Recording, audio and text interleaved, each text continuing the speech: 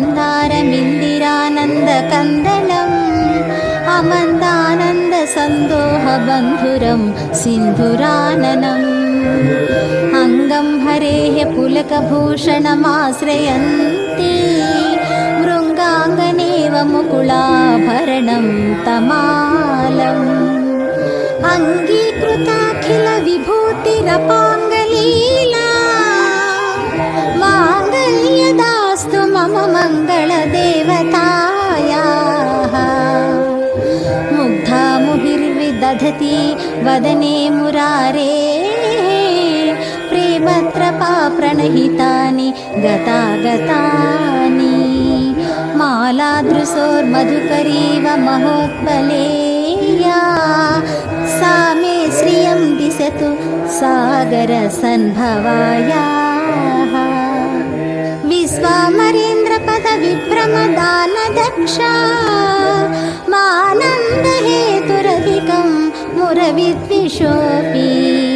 ईशन्निषीदतु मयि क्षणमीक्षणार्धम् इन्दीवरोदर सहोदर मिन्दिरायाः अमीलिताक्षमधिगम्य मुदा मुकुन्दा मानन्दकन्दमनिमेषमनङ्गतन्त्रम् आकेकरस्थितकनीनीकपद्मनेत्रम् भूत्यै भवेन्मम भुजङ्गसेयाङ्गनायाः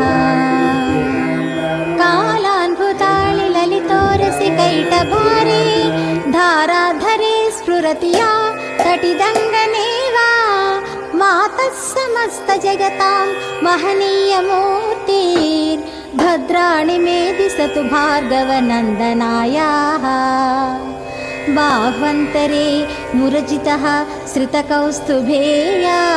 हारावळीव हरिनीलमयी विभाति कामप्रदा भगवतोऽपि कटाक्षमाला कल्याणमावहतु मे कमलालयायाः प्राप्तं पदं प्रथमतः खलु यत्प्रभावात् माङ्गल्यभाजि मधुमाधिनि मन्मथेन मय्यापते तदिह मन्धरमीक्षणार्थं मन्दालसञ्च मकरालय कन्यकायाः दद्यादयानुपवनो द्रविणाम्बुधारा मस्मिन्न किञ्चन विहङ्ग शिशौ विषण्णे दुष्कर्म घर्ममपनीय चिराय दूरं नारायण प्रणयिनी नयनान्भुवाः इष्टाविशिष्टमतयोऽपि नरा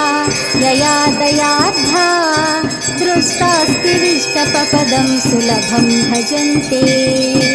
दृष्टिः प्रहृष्टकमलोदरदीप्तिरिष्टां पुष्टिं कृषिष्ट मम पुष्करविष्टरायाः